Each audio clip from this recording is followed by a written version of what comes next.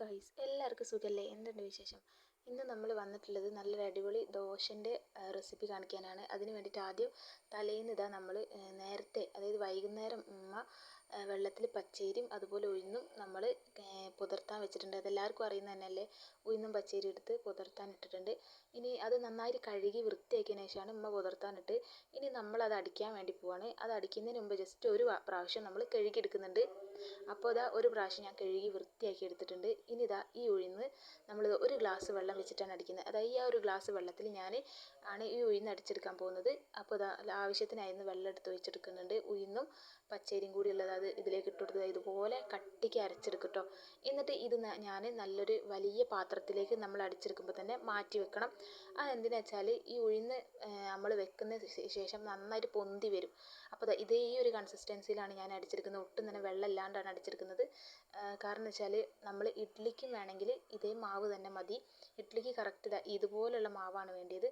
അപ്പോൾ ഇത് കുറച്ചുകൂടി വെള്ളം കൂട്ടിയൊന്ന് ഞാൻ അടിച്ചെടുത്താണ്. എങ്ങനെയായാലും ഞങ്ങൾക്ക് മറ്റേ ഇതിനാണ് വേണ്ടിയത്, ദോശക്കാണ് വേണ്ടിയത്. അപ്പോൾ ഇഡ്ഡലി അല്ല ഉണ്ടാക്കുന്നത്. അപ്പോൾ ഇതുപോലെ എന്താ പറയുക, ദോശക്കുള്ള അടിച്ചെടുത്തിട്ടുണ്ട്. അതിന് ഒരു കയ്യിൽ ചോറും കൂടി ഞാൻ ഇതിലേക്ക് കൂട്ടുന്നുണ്ട് കേട്ടോ. ലാസ്റ്റിലേക്കുള്ള അടിച്ചെടുക്കുന്നതിൽ ഒരു കയ്യിൽ ചോറും പിന്നെ എല്ലാം കഴിഞ്ഞിട്ട് അടിച്ചെടുക്കുന്ന മിക്സി ഒന്ന് ജസ്റ്റ് കുറച്ച് വെള്ളം ഒഴിച്ചൊന്ന് അടിച്ചെടുത്തിട്ട് കഴുകിയെടുക്കുന്നുണ്ട്. ഇനി ആ വെള്ളം കൂടി ഇതിലേക്ക് ഒഴിച്ച് കൊടുക്കും. എന്നിട്ട് ഇതാ കൈ കൊണ്ട് നന്നായിട്ടൊന്ന് ഇളക്കി കൊടുക്കുന്നുണ്ട്. എന്നാലേ മാവ് നന്നായിട്ട് പുളിച്ച് പൊന്തി വരുള്ളൂ. പൊളിച്ചിട്ടില്ലെങ്കിലും ജസ്റ്റ് പൊന്തി വരണം നന്നായിട്ട്. അപ്പോൾ അതിന് വേണ്ടിയിട്ടാണ്. അങ്ങനെ അത് അവിടെ മാറ്റി വെച്ചിട്ടുണ്ട്. പിറ്റേ ദിവസം രാവിലെ നമ്മൾ മസാല ദോശയ്ക്കുള്ള തയ്യാറെടുപ്പിലാണ്. അതായത് മസാല ഉണ്ടാക്കാമെന്ന് വിചാരിക്കുന്നത് ദോശയിലേക്കുള്ള. അപ്പോൾ ആദ്യം ഒരു പാൻ അടുപ്പത്ത് വെച്ച് ചൂടാക്കി അതിലേക്ക് നമ്മൾ വെളിച്ചെണ്ണ ഒഴിച്ചെടുക്കുന്നുണ്ട്. നല്ല നാടൻ വെളിച്ചെണ്ണ ഒഴിച്ചെടുത്തതിന് ശേഷം അത്യാവശ്യത്തിന് നമ്മൾ ആവശ്യത്തിനുള്ള കടുക് ഇട്ട് കൊടുക്കുന്നുണ്ട്. ഇനി അതിലേക്ക് കടുക് പൊട്ടി വന്നതിന് ശേഷം നമ്മൾ ഉഴുന്നാണ് ഇട്ട് കൊടുക്കുന്നത്. ഉഴുന്ന് ഓപ്ഷണലാണ്, വേണ്ടിയവർക്ക് ചേർത്ത് കൊടുക്കുക. പക്ഷേ ചേർത്താൽ നല്ല ടേസ്റ്റാണ്. ഇനി അതൊന്ന് ബ്രൗൺ കളർ ആകുമ്പോഴത്തേക്ക് അതിലേക്ക് ഉള്ളിയും അതുപോലെ തന്നെ ഇഞ്ചി ചതക്കി വെച്ചത് നമ്മൾ ഇടുന്നുണ്ട്. ഇഞ്ചി ചെറുതാക്കി ചതക്കിയതും ഉള്ളിയും അതുപോലെ തന്നെ പച്ചമുളക് ഇട്ട് കൊടുക്കുന്നുണ്ട്. പിന്നെ വീണ്ടും ഞാൻ ഉള്ളിയും പച്ചമുളകും ഒക്കെ ആഡ് ചെയ്ത് കൊടുക്കുന്നുണ്ട്. നിങ്ങൾ എടുക്കുന്ന ക്വാണ്ടിറ്റിക്ക് അനുസരിച്ച്, അതായത് നിങ്ങൾ എത്രത്തോളം ആളുകളുണ്ട് വീട്ടിൽ അതിനനുസരിച്ചുള്ള ക്വാണ്ടിറ്റിയിൽ ഉണ്ടാക്കുക. ഇവിടെ നമ്മളൊരു 6-7 പേരുണ്ടാവും. അതിൽ കൂടുതലുണ്ട്. അപ്പോൾ നമ്മൾ കുറച്ചധികം തന്നെ സാധനം ഉണ്ടാക്കുന്നുണ്ട് കേട്ടോ. അപ്പോൾ നമ്മൾ വലിയൊരു ഫാമിലി ആയതുകൊണ്ടാണ് ഇത്ര തോനായിട്ട് ഉണ്ടാക്കുന്നത്. നിങ്ങളെ ക്വാണ്ടിറ്റിക്ക് അനുസരിച്ച് ഉണ്ടാക്കണം. അതായത് നിങ്ങൾ ആൾക്കാരൊക്കെ അനുസരിച്ച് ക്വാണ്ടിറ്റി നോക്കി എടുത്താൽ മതി കേട്ടോ. അപ്പോൾ നമ്മളിതാ ജസ്റ്റ് ഇവിടെ വഴറ്റിയെടുക്കുന്നുണ്ട്. ഇപ്പം നമ്മൾ കല്ലുപ്പാണ് ഇട്ട് കൊടുക്കുന്നത്. കല്ലുപ്പിട്ടിട്ട് നന്നായിട്ട് ജസ്റ്റ് ഒന്ന് വഴറ്റി കൊടുക്കുക. ഇനി നമ്മളിതിലേക്ക് ക്യാരറ്റാണ് ആഡ് ചെയ്ത് കൊടുക്കുന്നത്. ക്യാരറ്റ് ഓപ്ഷനിലാണ്, നിങ്ങൾക്ക് ഇഷ്ടമുള്ള വെജീസ് ഇതിലേക്ക് ആഡ് ചെയ്ത് കൊടുക്കാം. ചിലർ ബീട്രൂട്ടൊക്കെ ഇടുന്നവരുണ്ട്. പക്ഷേ നമ്മൾ അതൊന്നും യൂസ് ചെയ്യാറില്ല. ജസ്റ്റ് ക്യാരറ്റും ബോംബാളി മാത്രമേ ഇതിലേക്ക് നമ്മൾ ഇടലുള്ളൂ. പിന്നെ മഞ്ഞൾപ്പൊടി ഇട്ട് കൊടുക്കുന്നുണ്ട്. പിന്നെ നമ്മളൊരു ഇതിലുണ്ടാക്കുന്നതിൻ്റെ ചെറിയൊരു വ്യത്യാസം എന്താ വെച്ചാൽ ഞങ്ങളിതിൽ ഒന്ന് മസാല ആഡ് ചെയ്ത് കൊടുക്കും. ഇവിടെ എല്ലാവർക്കും മസാല ആയിട്ടുള്ള എന്തെങ്കിലും വേണം, അല്ലാണ്ട് ജസ്റ്റ് ഇങ്ങനെ മാത്രമായിട്ട് തിന്നൂല. അപ്പോൾ നമ്മൾ എന്താക്കും, ജസ്റ്റ് ചിക്കൻ മസാല അല്ലെങ്കിൽ മല്ലിപ്പൊടിയോ ഗരം മസാല അങ്ങനെ എന്തെങ്കിലും ഒന്ന് നമ്മൾ ആഡ് ചെയ്ത് കൊടുക്കും. ഇപ്പോൾ നമ്മളിവിടെ ചിക്കൻ മസാല ആണ് ആഡ് ചെയ്ത് കൊടുക്കുന്നത്. ഇതുപോലെ ലേശം ചിക്കൻ മസാല ഇട്ട് കൊടുക്കുന്നുണ്ട്. ഇനി നന്നായിട്ട് ഇതുപോലെ ഞാൻ വീണ്ടും ഉള്ളി ഇടുന്നുണ്ട്. അത് മസാല കുറവാണെന്ന് തോന്നിയപ്പോൾ നമ്മൾ ലേശം കൂടി ഇട്ട് കൊടുക്കുന്നുണ്ട്. പിന്നെ നമ്മൾ എടുത്ത ഉരുളക്കിഴങ്ങിൻ്റെ ക്വാണ്ടിറ്റിയും കുറച്ച് കൂടുതലാണ്. അപ്പോൾ അതുകൊണ്ടാണ് അങ്ങനെ എടുത്ത് കൊടുക്കുന്നത്. പിന്നെ നമ്മളിതിലേക്ക് മല്ലിയില അതുപോലെ കരിവേപ്പിലയും ഇട്ട് കൊടുക്കുന്നുണ്ട് കേട്ടോ. അപ്പോൾ വീടിൻ്റെ ഇടയിലായിട്ടാണ് ഇത് ഇട്ട് കൊടുക്കുന്നത്. ഇത്രയും സാധനങ്ങൾ ഇട്ട് കൊടുത്ത് നന്നായിട്ട് നമ്മൾ ജസ്റ്റ് ഒന്ന് വഴറ്റിയെടുത്തതിന് ശേഷം ഇതിലേക്ക് നമ്മൾ വെള്ളം ഒഴിച്ച് കൊടുക്കണം കേട്ടോ. ലേശം വെള്ളം ഒഴിച്ചിട്ട് ഇത് മൂടി വെക്കണം. ഒന്ന് ജസ്റ്റ് ഒന്ന് നന്നായിട്ട് ഉള്ളൊക്കെ ഒന്ന് വെന്ത് വരണം. ഈ ക്യാരറ്റിൻ്റെയും ഇതിൻ്റെയൊക്കെ ഒന്ന് ഉള്ളു നന്നായിട്ട് വെന്ത് വരുന്ന രീതിയിൽ ഇത് ജസ്റ്റ് നമ്മൾ മൂടി വെക്കുകയാണ് കണ്ടോ.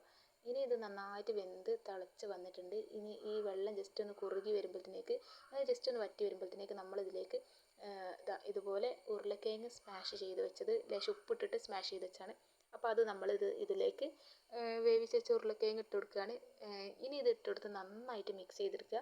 എന്നിട്ട് ഇനി ഇത് ഇട്ട് നന്നായിട്ട് മിക്സ് ചെയ്തതിന് ശേഷം ലാസ്റ്റിലേക്ക് നമ്മളിതിൽ ഉപ്പുണ്ടോ എന്ന് നോക്കണം. കാരണം വെച്ചാൽ ഉരുളക്കിഴങ്ങും കൂടി ഇട്ടാൽ ചിലപ്പോൾ ഉപ്പ് കുറയാനുള്ള ചാൻസ് ഉണ്ട്. പക്ഷേ ഞങ്ങൾ വേവിക്കുമ്പോൾ ഉരുളക്കിഴങ്ങിൽ ഉപ്പിട്ടതിനോണ്ട് ചിലപ്പോൾ ബാലൻസ് ചെയ്ത് നോക്കും. അപ്പോൾ ഉരുളക്കിഴങ്ങിൽ ഉപ്പ് കുറവായതുകൊണ്ട് ഞങ്ങളിതാ വീണ്ടും ഇതിലേക്ക് ഉപ്പ് പോരാൻ തോന്നിയിട്ട് ഇട്ടിട്ടുണ്ട്. അങ്ങനെ അന്നേരം പൊടിയുപ്പ് ഇട്ടാൽ മതി കേട്ടോ. അങ്ങനെ ഉപ്പൊക്കെ ഇട്ട് അതുപോലെ ലാസ്റ്റിലേക്ക് ലേശം മല്ലിയില മസ്റ്റായിട്ട് വിതറി കൊടുക്കണം. അതാണ് ഇതിൻ്റെ മെയിൻ ഫ്ലേവർ. എത്രത്തോളം നിങ്ങളിലുണ്ടോ അത്രത്തോളം മല്ലിയില കുറച്ച് അധികം ഇട്ട് കൊടുത്തോളൂ. നമ്മൾ മാവ് ഇന്നലെ അടിച്ച് വെച്ചത് ഇവിടെ നന്നായിട്ട് പൊന്തി വന്നിട്ടുണ്ട് കണ്ടോ. നല്ല വൃത്തിക്ക് പൊന്തി വന്നിട്ടുണ്ട്. ഇതുപോലെ കട്ട പോലെ നിൽക്കും മാവ്. ഇനി നമ്മളിത് നന്നായിട്ട് കയ്യിലുകൊണ്ട് നന്നായിട്ട് ഉടച്ചൊന്ന് നന്നായിട്ട് ഇളക്കി കൊടുക്കുക. ഇളക്കി കൊടുത്തതിന് ശേഷം നമ്മൾ ഇത് ഡയറക്റ്റ് ഒന്നായിട്ട് എടുക്കുന്നില്ല. നമ്മൾ എന്താ ചെയ്യുന്നത് വെച്ചാൽ ഇത് നന്നായിട്ട് ഇളക്കി മിക്സ് ചെയ്ത് വെച്ചതിന് ശേഷം നമ്മളൊരു പാത്രം എടുത്തിട്ട് അതിലേക്ക് ആവശ്യത്തിനുള്ള മാവ് എടുത്ത് മാറ്റി വെക്കും.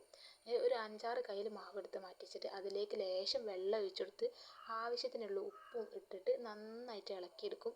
ഇളക്കിയെടുത്തിട്ട് നന്നായിട്ട് ഇതുപോലെ ഇളക്കിയെടുത്ത് നന്നായിട്ട് ഉടച്ചെടുക്കും. എന്നിട്ട് ഇതുപോലെ ഈ ഒരു കൺസിസ്റ്റൻസിയിലാക്കും. അതായത് ഈ ഒരു രീതിയിലാക്കിയെടുക്കും. ദോശക്കുള്ള രീതിയിലാക്കിയെടുത്തിട്ട് നമ്മളിതാ അതിലേക്ക് വേറൊരു ട്രിക്കും കൂടി ഉണ്ട്. 1 ടേബിൾ സ്പൂൺ നെയ്യും അതുപോലെ തന്നെ കുറച്ച് ഓയിലും മാറ്റി വെക്കും. എന്നിട്ട് അത് നെയ്യ് ചൂടാക്കി ഉരുക്കിയിട്ട് ഓയിലിലേക്ക് ഒഴിച്ചെടുക്കും.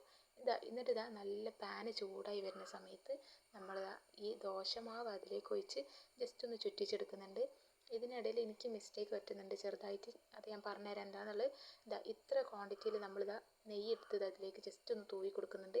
അപ്പോൾ നല്ലൊരു ഫ്ലേവർ തന്നെ ഉണ്ടാവും. ഇനി എനിക്ക് പറ്റിയ മണ്ടത്തരം എന്താണെന്ന് പറയാം. നമ്മൾ ദോശ മറിച്ചിടാറില്ല സാധാരണ, പക്ഷെ ഞാൻ അറിയാണ്ട് മറിച്ചിട്ട് പോയി. അത് ഞാൻ എന്തോ ഒരു സംസാരത്തിൻ്റെ ഇടയിൽ അറിയാണ്ട് മറിച്ചിട്ട് പോയതാണ്. പിന്നെ കുഴപ്പമില്ല, ഇപ്പോഴേക്ക് എല്ലാ ഭാഗവും മുരിഞ്ഞ് നിൽക്കുന്നതിനോട് നമ്മൾ അങ്ങനെ ആക്കി കൊടുത്ത്. ഇനി മസാല നടുവിൽ വെച്ചിട്ട് ജസ്റ്റ് ഒന്ന് ഫോൾഡ് ചെയ്ത് കൊടുക്കുന്നുണ്ട്. അപ്പോൾ ഇത്രയേ ഉള്ളൂ നമ്മുടെ മസാല ദോശ. വീഡിയോ ഇഷ്ടമാണ് എല്ലാവരും ഒന്ന് ലൈക്ക് ചെയ്ത് ഷെയർ ചെയ്ത് സപ്പോർട്ട് ചെയ്യണം കേട്ടോ. അപ്പോൾ ഓക്കെ ഫ്രണ്ട്സ്, ബൈ.